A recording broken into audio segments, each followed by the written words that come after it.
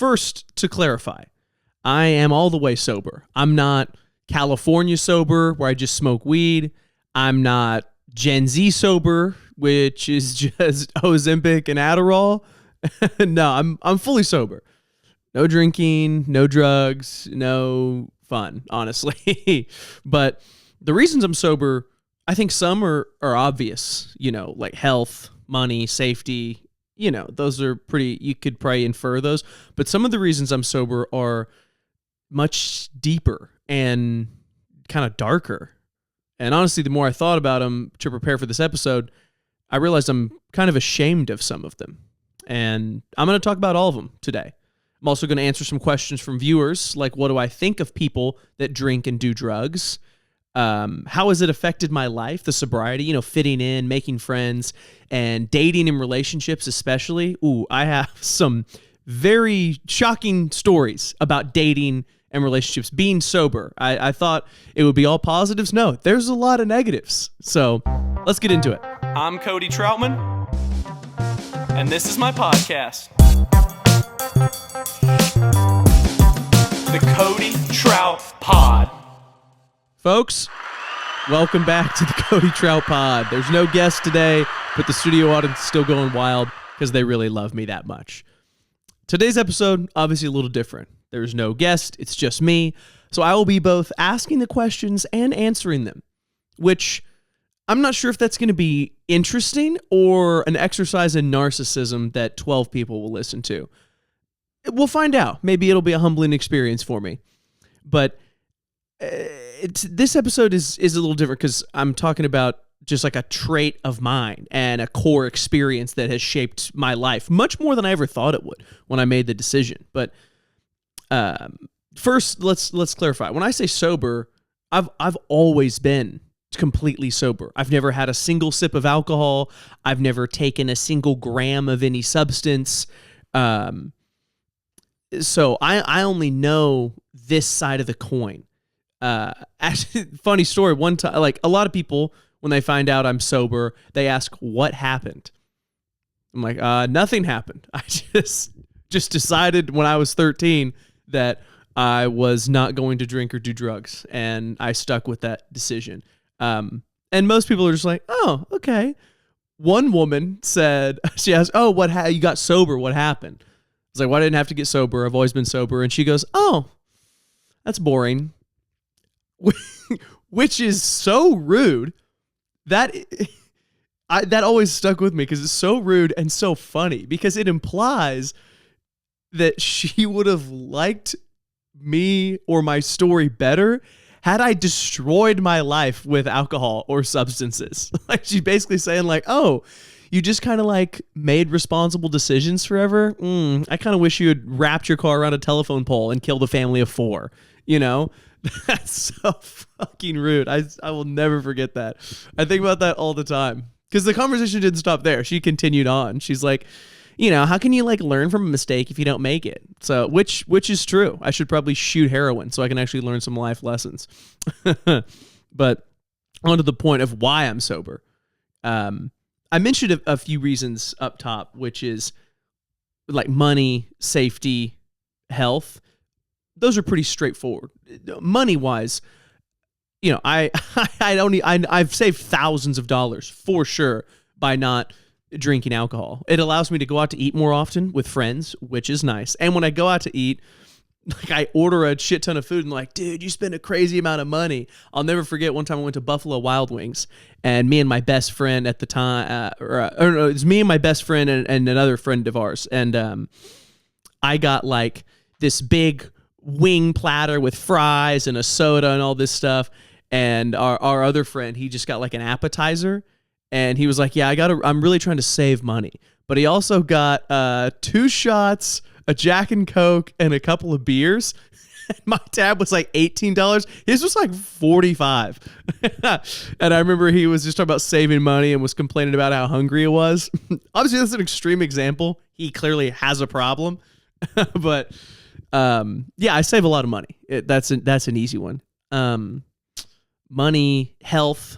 Yeah, I don't think like getting hammered is good for you. I don't think anybody's making that argument. Anybody that's drinking is not making the argument that it's like saving their life. Like nobody drinking cranberry vodka is like, actually the antioxidants from these cranberries are really upping my immune system. And there's actually trace amounts of omega-3s. So it's more of a health drink. No, nobody's arguing that. So that one's pretty obvious. And the health benefits that I might get from not drinking, I shit them away because of my diet. I don't eat good. So at least I'm not drinking my calories. That would be fat as fuck. Oh my God. I'm already kind of fat as shit. I've been on a health journey lately.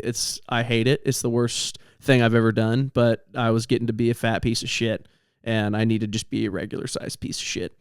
The other one, safety. I think that's, I'll never have to worry about drinking and driving myself because I don't drink. And I think when you're sober, you have your wits about you a little more. It's easier to keep yourself out of bad situations, easier to get yourself to safety if something does go down. And I live a dangerous life, so things are going down all the time. That's really the main reason why I'm sober, is because my life is so dangerous. If I was drinking or doing drugs, I would have been gunned down in the street by now. But those are the obvious reasons. There's the deeper reasons that I was kind of exploring when I was prepping for this episode. Got a little uncomfortable, honestly. I would say, if I'm really honest, those three are great. Those three reasons are great rationalizations and logical explanations for a decision that's based entirely in a different emotion. And that emotion is fear. I think a lot of my decisions, and maybe every human's decisions, but a lot of my decisions have some element of fear involved. I like control a lot. I like to be able to control what's going on in my life, what's going on around me. And that's not really compatible with life. Life is a lot of variables you can't control, a lot of situations you can't control, a lot of environments you can't control. And so I have maybe an unhealthy habit of exerting maximum control over the things around me that I can. And alcohol and drugs, to me, represent a lack of control in a lot of ways, and it scares me. So that's probably like the core of the reasons. I think there's a number of elements that play into that. My family on both sides have had some problems with substance abuse and alcoholism and things like that, and I saw how it affected their lives. Especially on my mom's side, there was some bad stuff. I'm not going to air her dirty laundry. She can come on and talk about that someday if she wants to. But she had to get out of some bad situations, and there was a lot of substances involved around her that she had to break free from, and like get her life together. And I didn't want to take for granted or throw away the gift that she had given me of a stable home life with parents that were clean and providing a good life. I didn't want to throw that back in her face and my dad's face by being some drunk asshole, which I'm an asshole plenty of the time. Anybody that knows me will tell you that, yeah, I can be a real asshole, but at least I'm not a drunk asshole, which could be worse. That means that I'm of full cognizance every time I say something. Which has happened, like sometimes if, after a night out, your buddy can be an asshole and he's like, dude, sorry, I was drunk last night. It's like, it's all good, brother. But with me, I got to be like, sorry about last night. I was completely myself and being very honest with you. And I said some things that I normally would have said behind your back or just kept to myself. So hope that doesn't affect our friendship. Hello? That's me getting hung up on. But, in addition to the family stuff, I think another element of it is the fear that comes with what if substances, especially like mind-altering substances, alcohol, drug, what if they were an option for me? I think I have a fear of escapism. I don't want to have the option to escape my reality because I fear that would lead to complacency in my reality and I wouldn't work hard to change it. Like if my reality sucks, I want to be forced to improve it. I don't want to have an option to turn my brain off and escape. And I have a deep fear that if I did have access to substances that could dull pain or disappointment, that over time I would use those to remain stagnant. And, who knows, a decade from now, I might wake up and my life is not where I want it to be. And it's because I turned to escapism rather than facing problems and facing struggles and improving, which, to be fair, my life isn't exactly where I want it to be right now, but I made all these decisions sober. I wasn't escaping. I was living the pain and anguish of repeated failures in both business and professional athletics. God, there was times when I was really struggling with professional golf, especially with my health. The back injuries were what kept me out of it, which maybe I'll do an episode on this later, but the reason I hung it up from professional golf was, number one, injuries were just destroying my life. I couldn't even walk or close my hands. Number two, money. It's super expensive. Number three, I just wasn't good enough. Like, I still had to get a lot better. And I was improving, but it would have taken years of grinding it out in obscurity. And I was running out of money, and my body let me down. And there was a lot of times, I don't want to get off topic, but there's a lot of times I was like, man, I bet getting hammered would feel great right now. But instead, I'm just going to pound another caffeine-free Coke Zero, watch another season of Naruto, and cry myself to sleep. This a little one-bedroom shack in South Florida where I'm playing a tournament for $100 tomorrow. But yeah, I just don't want the escapism to be a distraction from what needs to be done, the task at hand. Another reason is I'm not a moderation guy. I've always struggled with it in good and bad ways. Like, I wanted to do well in school, and I couldn't. There was no balance of, study a little bit, get decent grades. I had to get the best grades. I had to do the best on every assignment. I wanted to be the best golfer. So I pushed my body to the breaking point where my back is destroyed and surgically held together for the rest of my life. I'll never be able to escape that. And with sobriety, I've gone to the extreme. People usually think of moderation in terms of like engaging in a behavior and moderating that, but and like if you do too much of the behavior, you're bad at moderation. I think if you don't do the behavior at all, you're also bad at moderation. I don't know how to moderate alcohol because I've never tried. It's zero. So, and I know that about myself, and so that goes back to the fear. I'm scared like that if I started drinking or doing drugs, I would not be able to moderate it, and I would turn into somebody that I didn't want to be. I think another reason, this is probably obvious, is I have a fear of what would I be like on these substances. Because I see some people when they are on substances, and I know people like to say drunk words or sober thoughts, and this may be ironic considering I've never been drunk, so I don't know that, but I know a lot of people who've gotten drunk and said things that I know they were not thinking when they were sober. So, I don't know, maybe it's a magical truth serum and I'm the idiot. But I also, it goes back to that fear of lack of control. Like, what if I lost control over the things I said and did even a little bit? I shudder to think about that. But it's not like, I think the other part of the fear is like, I'm not this evil person inside that like wants to do nefarious things, but it's just the fear of the lack of control. If the substances were to affect my brain. So that's the core element of the reason is fear. I'm afraid that I would remain complacent if I engaged in substance doing. I'm afraid of how I would act. I'm afraid that I wouldn't be able to moderate it. And I'm afraid that I would destroy my life, which is pretty dramatic, but possible. Which leads to like why I'm ashamed. Why am I ashamed of these? I'm sure some of these make sense. Some of them sound stupid, but why am I ashamed? It's because it's like part of me wants to think like, oh, this is very noble. Like remaining sober when so much of culture is like around substances. is like very noble. Like that's what I want to tell myself. It's like, oh, I'm taking this like less traveled road, Robert Frost style. Two roads diverged in the yellow wood, and I took the one less traveled by with no booze on it.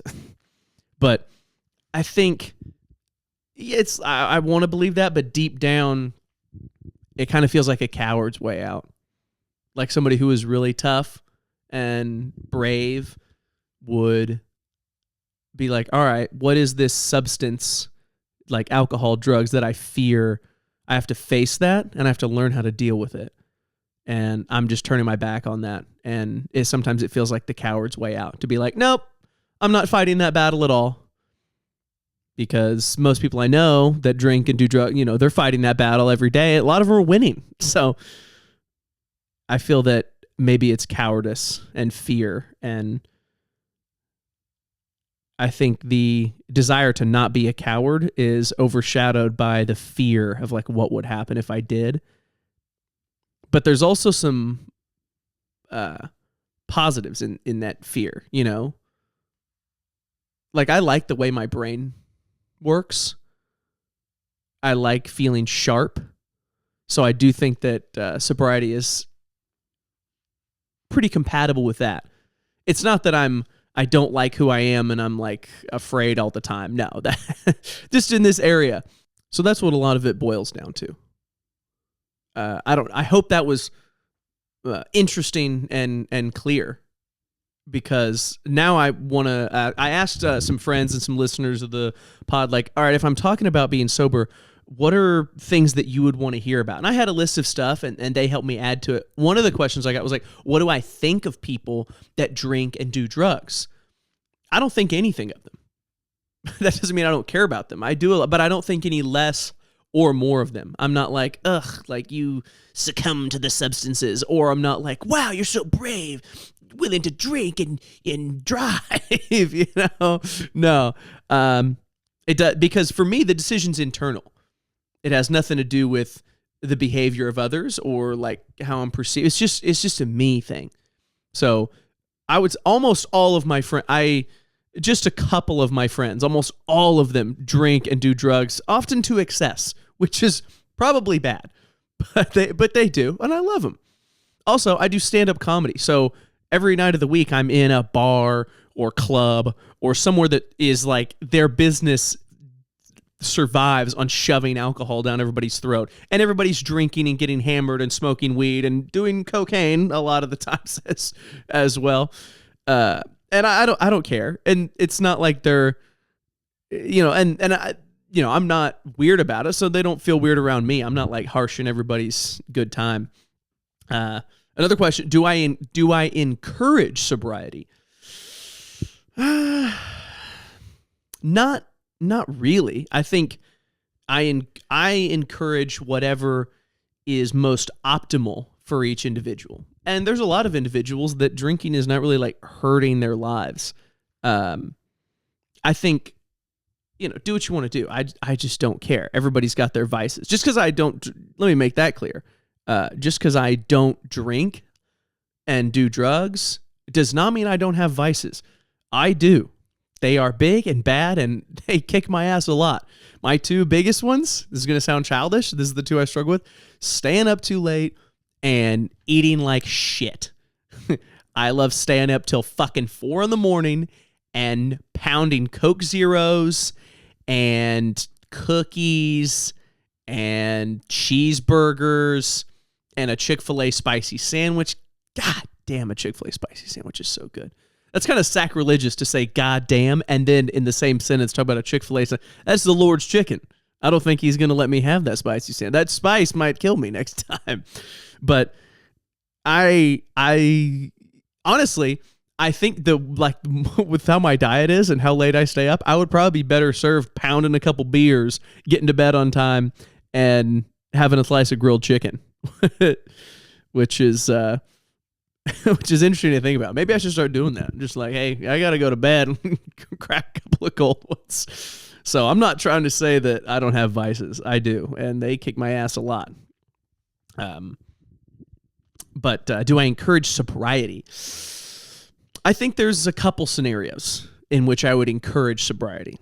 Sometimes when people ask me like, "Oh, you're not having? Do you want anything to drink?" I'm like, "No, I'm good." And it kind of gets to that like, "Oh, are you? You don't drink?" I'm like, "No, I'm sober." And they say, "Oh, I could never do that." I do hear that sometimes. I think that if you drink, even if you get fucking hammered sometimes, but if you're like, "I don't need this," that's fine. But if you say the sentence, like when I say I'm sober, if you say the sentence, "Oh, I could never do that," I think that's a problem. I think that does show a deeper issue. That's like if I was unable to stop eating like shit, which I almost was. The last couple months have been not very fun. I've been eating great, which fuck that. But if you're unable to like function without alcohol, I'm not talking for like an hour at a time, but like a week at a time, whatever, you should probably look into why you're engaging in that behavior. Why do you need that thing? And it can be a different vice for all of us, but why is this vice so instrumental to your existence? I would challenge someone to question that.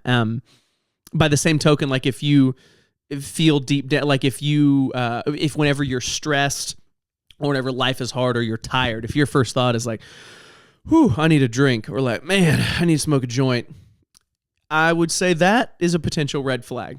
Because for a long time, mine, every time I got tired or was stressed, I was like, "Damn, I want to stay up late and watch 7 movies in a row," or "Damn, I want to go to Chick-fil-A and get 3 spicy sandwiches," or 2 Five Guys cheeseburgers, or a dozen maple donuts. Like those are things that those are things that I want to do when life is hard or no fun, and those are bad. Like if your first thought is to go to a vice, I would challenge you to take a look in the mirror and ask, like, okay, what could be gained from like sitting in this pain or sitting in this fatigue or sitting in this suckage for a little bit and learning from it? Maybe I could actually better my life by facing this problem instead of running from it. Another thing people kept asking me was like, just like how sobriety had affected my life, from fitting in and making friends, like dating and relationships, and if there was any like surprising or astounding effects. And there were. I remember when I decided to be sober, I was really young. I said 13 earlier. I might have even been younger than that. I just remembered that I had like heard of kids in school drinking, and I'd thought about it, and I just decided like, oh, I'm not going to do that yet. And then a couple years went by, and I was like, I'm not going to do that ever, for a lot of the reasons I laid out. I couldn't articulate it then. I can now. Didn't understand my reasons well enough when I was younger. I would just tell people, "Oh, it's just like a me thing. Like, oh, I got like family shit, whatever." But the truth is the reasons I laid out earlier. One thing, a huge positive effect of sobriety, which doesn't have anything to do with sobriety really, but the psychological impact it had on me developing, is that I'm sure there were other kids in my high school that were in middle school that were sober. I didn't know any of them, but I'm sure they were there. I didn't hang out in the social circles they did. But I was the only one in even my extended friend group who didn't drink or do drugs of some kind. And when you're in those formative years and you are set apart and you stand out because of a behavior, it's very jarring.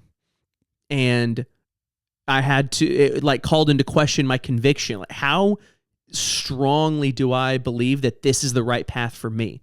And like I said, I couldn't articulate it then like I can now, but I strongly, strongly believed that this was the path for me. And so I never gave into that temptation. I was never even close to giving into that temptation. It was a decision I'd made beforehand that I'd chosen to stick to. So that's just what I was doing.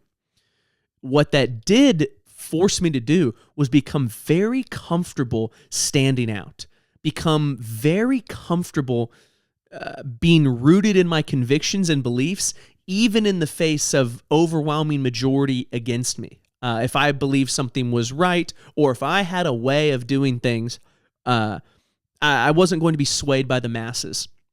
It taught me to be more confident. It taught me to be okay with being different, which is so hard when you're young. I don't know if I would have learned it as well if I wasn't forced to by just being sober. And it bled into every area of my life. I was okay being different in a lot of areas because I was okay being different in like a taboo area. And I think that's very important in life, being comfortable standing out, just being okay, like the self-assuredness that comes from being able to be like, yeah, this is just the way I am. Y'all aren't that way, and that's cool with me. It does lead to difficulty making friendships. That's a negative of it, because when you're growing up, I feel that a lot of the bonding that takes place is bonding through misbehaving in a way, like staying up too late at a sleepover, ding dong ditching somebody, pranking a friend. Or when you get a little older, like drinking or going to a little party. And because I didn't engage in some of these taboo behaviors, this quote unquote community misbehaving, I didn't form some of those stronger connections with my peers. And that was tough. That was really hard because I don't know if everybody goes through this. I went through a period where I really wanted to be cool. I really wanted to be with the popular kids, but I didn't do the things they did, which was drink and do drugs. And so it was really hard for me to fit in with them, and they didn't think I was cool. They thought I was a fucking nerd. Well, I'm not going to sugarcoat it, folks. Yeah, if you're Mr. Poindexter, try really hard in Algebra 2 and won't smoke a joint. Yeah, people think you're a fucking nerd sometimes. But what it did do is force me to rely on other aspects of my personality. And being self-assured in who I was, I had to learn how to be that, because it's like, all right, I'm not this thing. What am I? So I had to develop and cultivate other interests, which led to me finding friends in unexpected areas and actually having deeper and more meaningful friendships, which I'm not saying you can't have if you drink and party. A lot of my friends that drink and party have very meaningful friendships, but it was just an experience I had in those formative years. One of the things as I got older, though, that did piss me off was, especially later in high school after we got our driver's licenses, because I was sober, if I did anything social, I was expected to be the babysitter and the DD. I hated that. And I admit there was a period of time for a little bit there where I was a pushover. I was Mr. DD. I was Mr. Babysitter. Hated it the whole time. But I never voiced that resistance to it. I would just like quietly build resentment towards my friends because I felt like they were taking advantage of me. And then I was like, well, it's not their fault because I'm not saying no or pushing back. So there was a moment where I was like, listen, I'm not DD anymore. I'm driving solo and I'm not babysitting you. If you drink too much, too fucking bad. I'm leaving when I'm leaving.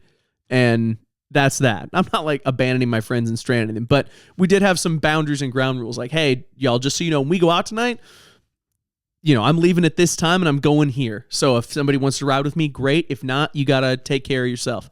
And I did lose some friends that I thought were good friends, but it turned out they just liked babysitting and DDing duties that I would do. But some of my friends were like, dude, good for you. I think that's a great idea. And I'm sorry if I ever came across as taking advantage of you. So it strengthened some friendships, weakened others, which those kind of... That kind of thing is good. You don't want a bunch of average friendships. You want either really strong ones or non-existent ones. And then everybody else you can be a warm acquaintance with.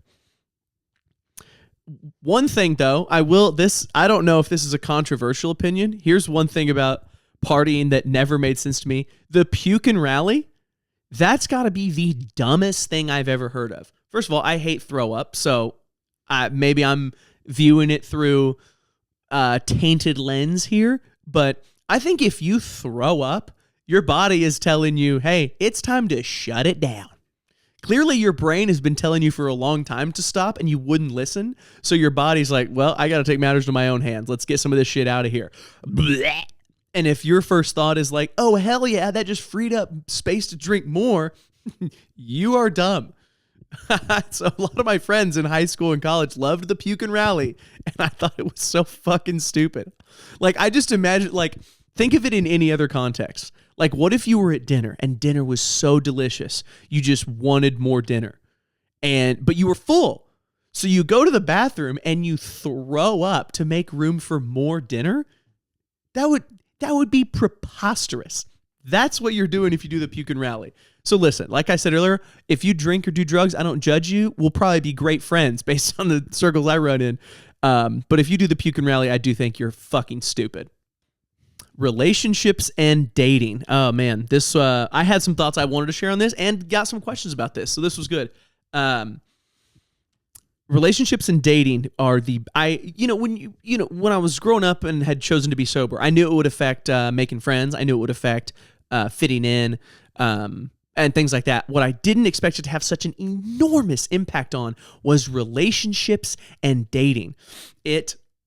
From the time I was able to pop my first boner and talk to a girl all the way until now, my present day relationship that I'm in, which the relationship I'm in, the woman I'm with, I will marry. Mark that. This episode's coming out tomorrow, I think. April, whatever, 2025. In 5 years, I'm going to be married to this woman. Boys, give me a chance to get my savings account replenished. We're buying a ring. But it has affected every part of my dating life. A quick funny story about it was I was a very late bloomer, sexually, especially.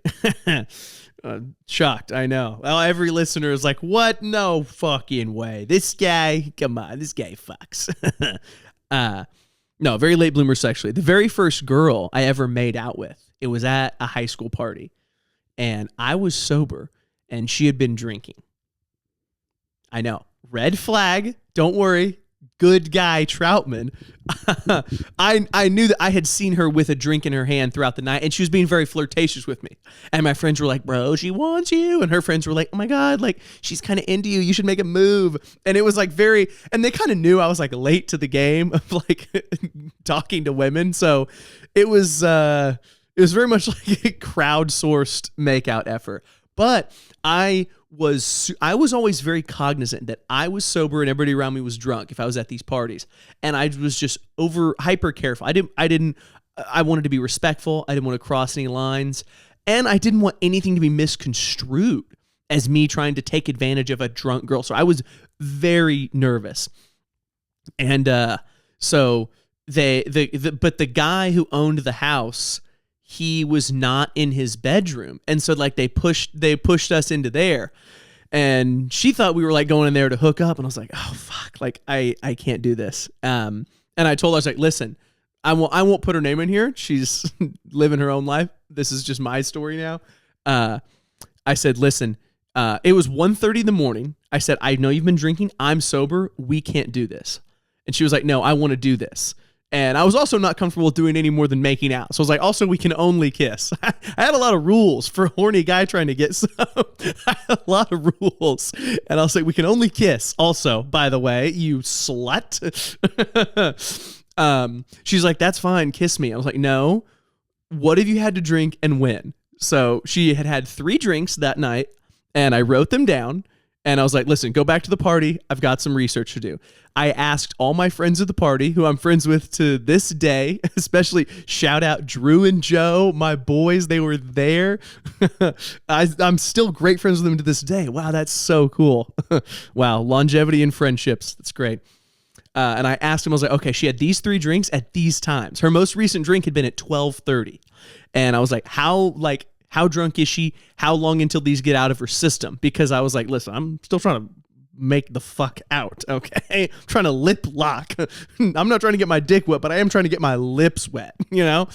And they were like, oh, bro, she's good. I'm like, you guys aren't fucking helping. You're drunk. Y'all go to bed. So and this is 100% real. I got out my phone and I Googled different drink amounts, her height and weight, I guesstimated, and like how long alcohol would be in her system.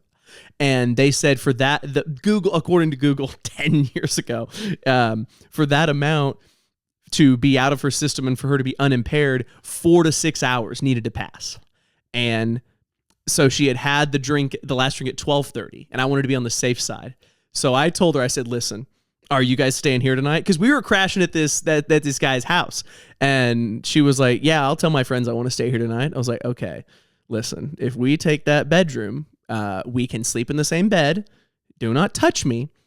This is real. This is real. I said I will set an alarm for 6:30 a.m. And if at that time, once you have sobered up, you still want to make out, we can make out. She said, that is the dumbest thing I've ever heard. I'm going to sleep. But that wasn't a no. So I set that alarm. It goes off at 6:30. I wake her up and I was like, hey, how you feeling? She's like, I feel fucking tired. It's like, why are you... God, I'm like getting red in the face. This is so embarrassing. She's like, I feel fucking tired. And I was like, well, do you still want to make out? And she was like, honestly, this is high school romance right here. She was like, honestly, kind of romantic that you were like so respectful and like you still want to make out with me. Like, even like now that I'm like just asleep and like in bed. And I was like, of course, I've never made out with anybody before in my life. Let's fucking do this. And so she made out with me. And it was the greatest 15-minute awkward makeout of my life. I'm sure I was terrible. I'm sure I was very nervous. I didn't know what to do with my hands. So I remember I just kind of like, she was like moving her hands all around me. Like she knew what she was doing. Total slut. No, just kidding. But I placed my hands on the outside of her shoulders because I was like, I still want to be respectful. And so I remember we kind of laid down on our sides facing each other and made out while my hands were like on her shoulders. And boy, was it awkward. But I remember afterwards, she was like, all right, I'm going back to sleep. And I was like, all right, I'll be back. And I went out into the living room where Drew and Joe were sleeping. And I woke them up and I told them, guys, I just had my first makeout. I'm a man now. And because they're such great friends, even though I just woke them up from a hungover sleep, they got up and celebrated with me. And we went to Waffle House. It was fucking sweet. And then at Waffle House, I learned that, and this is the sad part of the story. This is bad. The guy whose house it was at had a crush on this girl that I had made out with. And the reason he let her use his bedroom was because he thought they were going to stay in there together. So not only did I inconvenience this woman and make her wait 6 hours to kiss me, I did it in the bed of the guy that was the one who invited her there. And then celebrated with my friends in his house about it, which I learned later and I felt really bad. And I actually apologized to him for that. And he was totally cool with it. He was so nice about it. But, so that was, wow, that was a long and embarrassing and revealing story. But shout out Drew and Joe for being great friends, and shout out person I won't name for still making out with me at 6:30 in the morning. That really changed my life. It was 18 years of no making out, and that was the first one. So appreciate you popping my mouth, Cherry. That was not the only time that drinking has affected my dating life, though. My sobriety has actually cost me a number of relationships. I know that's unfathomable. It is true. For some reason, I've found, and I'm sure it's not all women, but women that drink, I thought that me not drinking would be a green flag. Like, oh, Mr. Responsible, he can take care of me. Yeah, he's like so smart and on his shit. He's got his life together. Oh, daddy, let me give you this coochie. Like, I thought that's what it would be about. I never say the word coochie. I don't know why I say pussy. But no, that wasn't it at all. Women were very uncomfortable with the fact that I didn't drink if they were drinking. And maybe I should have told them before, on a first date, I should have told them before, but I felt it's kind of weird to be like, oh, by the way, I don't drink alcohol. So just heads up. I never thought it was a big deal. And I was around people that drank all the time and people around me drank all the time. So, a lot of times they'd be like, oh, you don't drink? And they would send a drink back or not. And I was like, I know you want to have a drink. Just I don't. We're just trying to get to know each other to see if we want to get dinner again. I'm not going to give you a field sobriety test. But a couple reasons that really stood out to me is I had dated this girl for a little bit, and she said she was cool with it at first, which also I fucking hate that connotation that she was cool with it, which is exactly the situation that I felt put in a lot in the dating world. Listen, I know women have it plenty tough in the dating world. I'm not trying to make this a man-woman thing. I'm saying my specific situation, regardless of gender or sexual orientation, a lot of women said that they felt like they were putting up with or being cool with me being sober. I'm like, no, me being sober is a net positive in all areas. So don't quit being the loser about it. But no, she was like being cool with it. And then she told me that if we didn't get drunk or high together, she felt like she could never really know me. She's like, I don't know the real you, like with your walls down. I'm like, this is the real me with my walls down. I don't feel the need to put them up, and I'm not incapable of lowering them without substances. But she did not want to accept that, and she was like, listen, if you ever want to find the real you and let go of this facade, save my number.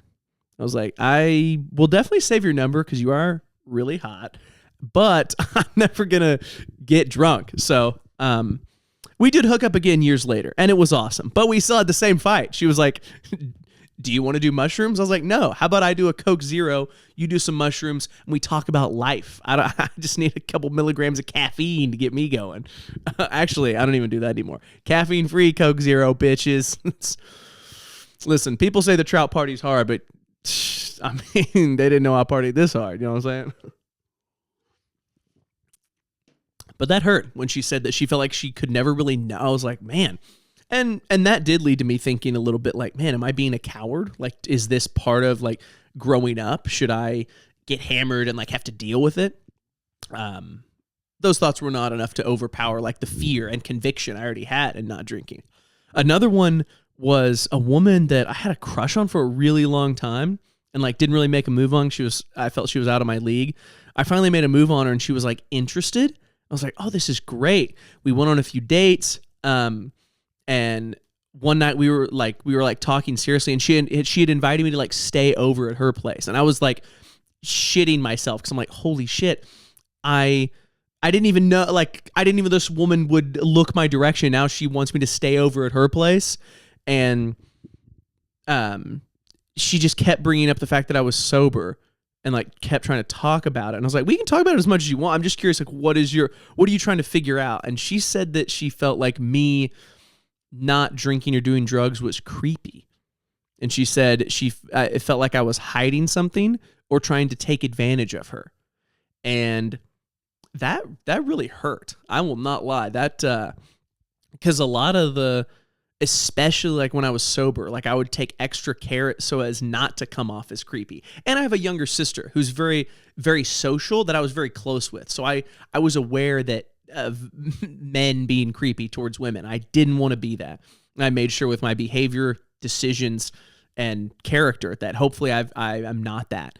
And so for her to say that, I was like, damn, really? That and to me it felt so backwards. I was like, when we went to that rave the other night, these drunk and drugged out guys were trying to throw themselves at you. That's creepy. Me not drinking and you like inventing in your mind that I'm like the stalker from You, which wasn't even out then. It feels unfair. And I remember that really hurt me. And I tried, like in the moment, I didn't let it like derail anything. I was just like, no, I'm not hiding. So we kept talking about it, but we talked about it for like an hour. Didn't reach a resolution. And then she was like, well, I just don't think this is going to like go anywhere. I think that like I'll never get over that. And you said you aren't going to drink. Oh yeah. She kept asking me like to drink with her. She's like, but like it can be our thing. I was like, God, why can't our thing be like Bravo TV, you know? Like, why can't that be our guilty pleasure, right? Why do we got to get fucking hammered, you know? And she had invited me over to stay the night, and then she was like, I think you should leave. And that was a bummer. I was in college. I remember I got back to my place only a few hours after I'd left, and one of my roommates was still up. The roommate that I was close to is this country dude. He's like, Troutman, you back early. You lay pipe and get out of there like I told you. I was like, no, man. She fucking kicked me out. We didn't even kiss. So that he was like, oh, hell, it happens. We didn't have very deep conversations, me and this guy, but he was a good friend in his own way. And then we played NCAA football 14 to like 5 a.m., which was great. Exactly what I needed in that moment. And a Coke Zero. Got to engage in that vice a little bit. So that was how it affected my dating life in a couple of specific ways. But those were negative stories. Here's a couple positive ways it affected my dating life. Most first dates revolve around drinking in some way. Like, yeah, you can get a cup of coffee, but like, oh, let's meet for drinks. That's like a casual first date, but it's also like a very boring first date. And so, yeah, I got a lot of women that like would have gone out with me, but I didn't want to go get drinks that didn't. But I also had a lot of very memorable dates because none of them were centered around alcohol. So we would do experiences together. And if you want to engage in something like taboo or mischievous, you don't have to get hammered to do that. Like some of the best dates I've ever been on, I would sneak into neighborhood pools. I would go to fancy neighborhoods and just follow a car in, get in the neighborhood, and then we would sneak into the pool of that neighborhood. I've done this as an adult. This is not like, if you catch a kid doing it, it's kind of like, you meddling kids. A late 20s guy, they're like, what the fuck are you doing? And I have gotten caught a couple of times. It is embarrassing, but that's a fun date. And people appreciate that level of spontaneity. They're like, listen, I'm fine with getting hammered. I don't want to break and enter. Another fun date was, wow, a lot of these involve sneaking. I snuck onto my high school and college football fields a number of times with different people on dates. And that's like really fun. It's like a scene from a movie. You lay out there, look at the stars, bring some snacks, drinks, whatever. Shoot heroin. That was what I would do out there. You can get high on the football field and it doesn't count. I think that's how the NFL treats it. But so if you don't drink, even if you do drink, you challenge yourself to think of some more creative date ideas. It helps. Oh, also a positive of dating while sober. If you and your partner are sober, or you and the person you're dating are sober, and you guys hook up, huge ego boost. It wasn't alcohol induced. She really wanted you. I remember there was a woman that I went on a date with, and afterwards, after interacting physically, making out, she told me, she was like, that's the first sober hookup I've had in years, which felt good and then felt sad. I was like, damn, I think you have a problem. I think you need to get your drinking under control and consider the men that you're hanging around, especially me. You've lumped me in with them now. So that's dating. That's sober dating. So I think that's some of the bigger and smaller ways that sobriety has affected my life. I hope some of this is interesting and relatable in some way, even from an opposite side of the coin.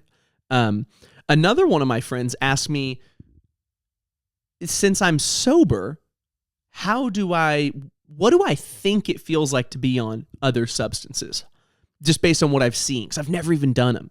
I would say alcohol. Let me think. People just look slow. Like your brain just fucking slows down. It just like halves your IQ. You can't control your body. You can't, like, you move slow. You're all like slippery and liquidy. Your brain doesn't work as good. It just like slows you down and dulls you, I think. And it makes some people loud and angry, but yeah, it just seems kind of like it slows you, dulls you, kind of stupefies you into like sometimes like a bland state, sometimes a blissful state, but that's what it looks like from the outside. Weed, I'm sorry, I've seen it affect people in a lot of different ways. Paranoia, hunger. I think the one that I see with weed the most often is it just makes people like real giggly, and they think like the dumbest shit is funny.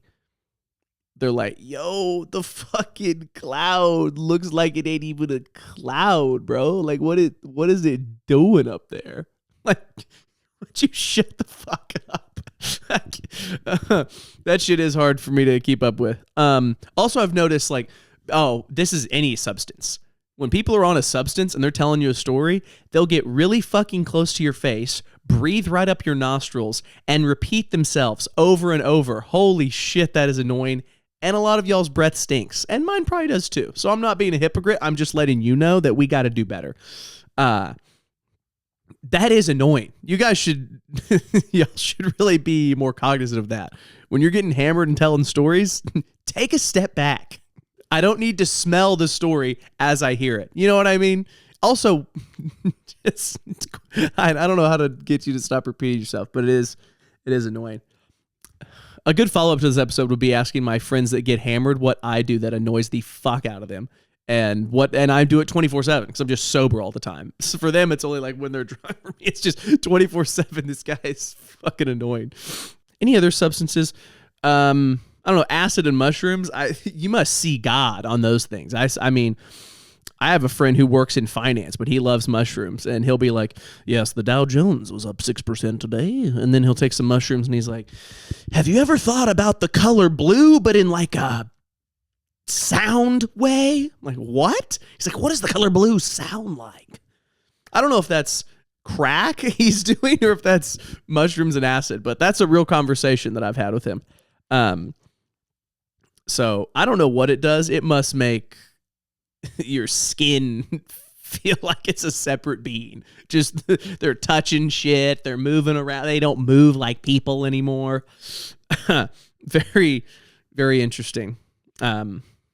So, I mean, listen, maybe I don't have as many thoughts as I thought I had on what substances feel like. I just know it looks different than what I'm feeling. I'll tell you that. And then I had a couple of questions and any of you frequent listeners to this podcast, I challenge you to guess who submitted these questions. And I bet if I gave you 2 guesses, you could nail it. One of the questions is, you don't drink alcohol. Is that because you're too busy drinking cum?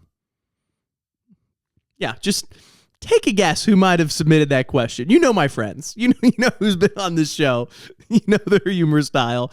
I don't drink out. Is it because I'm too busy drinking cum? Yes, that is true. It's because I'm turbo gay and I have an oral fixation. Wow, just imagine if I was straight, I would be hammered 24/7. Thank God I'm drinking so much cum, I don't have the capacity to drink alcohol. Great question. Probably our most insightful thus far. And another one here. This is, you guys can guess who submitted this. Let me make sure I get the wording right. This question is so... God, this is so bad. If you're sober, how do you pretend to enjoy the company of women? Especially with their clothes on. That's I could never even conceive of these questions. I'm kind of jealous of like the comedic ability to come up with these, but I think this is a very serious question from a very misogynistic but horny individual. How do I pretend? Here's something that like, and this is crazy. Like when I say this from my guy friends, they're like, "Bro, quit being gay." Or like, "Quit lying." I grew up with only a sister. So, and me and my mom are super tight. I genuinely enjoy hanging out with women without a sexual component. I know that's crazy.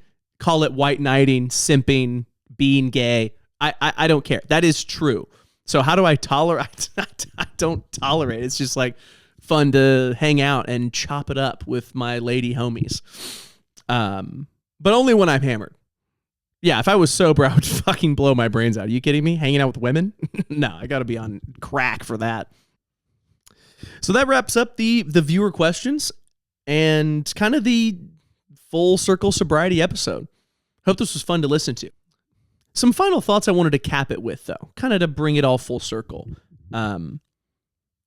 Being sober has taught me a lot about life, and I've learned a lot from it. But I don't think it was the being sober that taught it to me. I think being sober was simply a vehicle that these lessons rode along in. I think that learning how to be comfortable standing out and being different and learning how to have self-assuredness in that moment and not cave to peer pressure, that was a huge, huge lesson that helps me in everyday life, from interpersonal interactions to stand-up material to taking risks socially, standing up for what you believe in a conversation. Like if somebody says something like fucked up, but you don't want to stand out because they're your friends, you know, being able to be like, "Hey, chill." Being able to hear somebody that I respect say something I disagree with and not immediately changing my viewpoint to agree with them. I think, yeah, just being self-assured in what you believe and in your convictions without having, this is a key point, without having to force them upon others. I've never told anybody else they need to be sober or insisted that my friends be sober or anything of that nature. I have always just done my own thing and let people do theirs. So I think that is another key element of it, is I'm self-assured and confident in my own behaviors while also not expecting or forcing others to comply and adapt to them, which leads to another point, that it being sober helped me learn how to be around and be friends with people who make vastly different decisions and live vastly different lives and lifestyles than I do. I think that's very important. And as our world gets more divided and information becomes more bite-sized, it becomes more polarizing. So I think a little bit of nuance and learning to accept the differences that we all inherently have is very important. I also think just by not giving myself an escape in substances, I did learn that when life gets hard, you just got to face it and figure it out, which I know that's kind of cringe to say, hustle culture and all that, and toxic positivity. I'm a little guilty of toxic positivity, if you can't tell.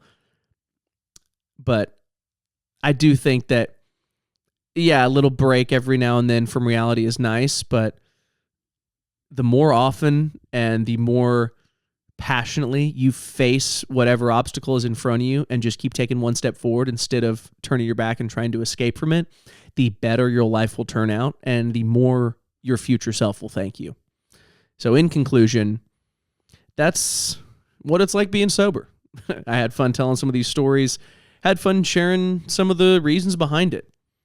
It gave me a lot to think about. Really made me examine a lot of my own behaviors and kind of challenge myself on some of the notions I had about my own self. Getting real introspective here. I can do this off air, but I hope it was interesting to listen to. People ask me about it in my personal life often enough, like, oh, this being sober, why'd you do this? What's this like? That I thought it would be fun to like do a podcast about it, and hopefully people listen. Hopefully people enjoy it. But thank you for tuning in. I hope this was at least somewhat entertaining. So we'll see you next time on the Cody Trout Pod. I'm going to go get hammered.